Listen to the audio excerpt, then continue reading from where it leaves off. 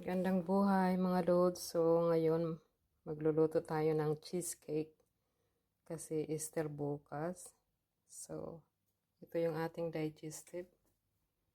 Saka asukal, sour cream, butter, at saka yung black carrot sa ibabaw. Ipapaano natin sa ibabaw. Vanilla, itlog, at saka yung cream cheese. So iaano muna natin yung digestive. Ang tunawin natin yung butter. So, ayan na guys, yung ating digestive. Lalagay na natin ng butter.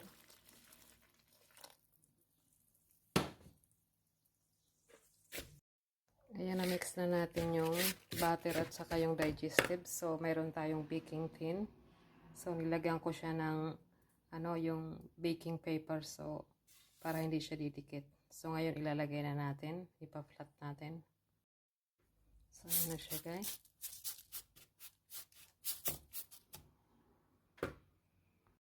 Tapos na natin ma-flat. So, ilalagay natin sa rep ng sandali. So, ayan yung vanilla at saka yung itlog.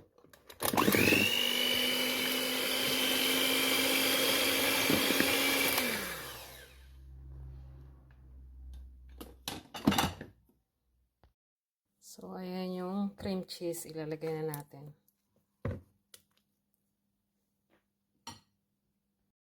So, ayan na yung cream cheese. So, lalagyan natin siya ng asukal.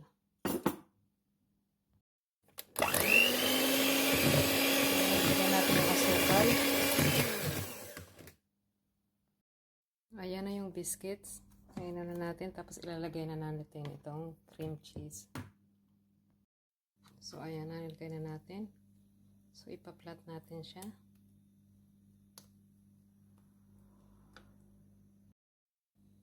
So, ayan na mga loads, na flat na natin. So, takpan natin. Ayan na, ilagay natin ng 30. So, mga loads, ayan yung sour cream. So, i-ano na natin, i-mixer.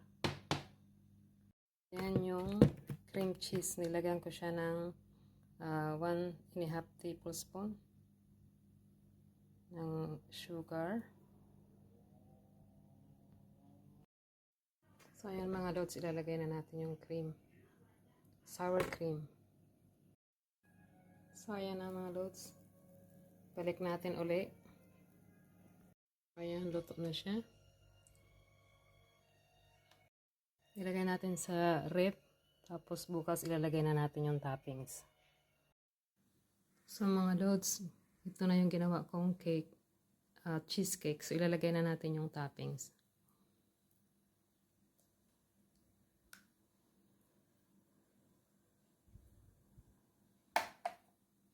Ganyan.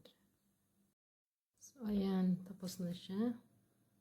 Ilagay na natin yung black carrot.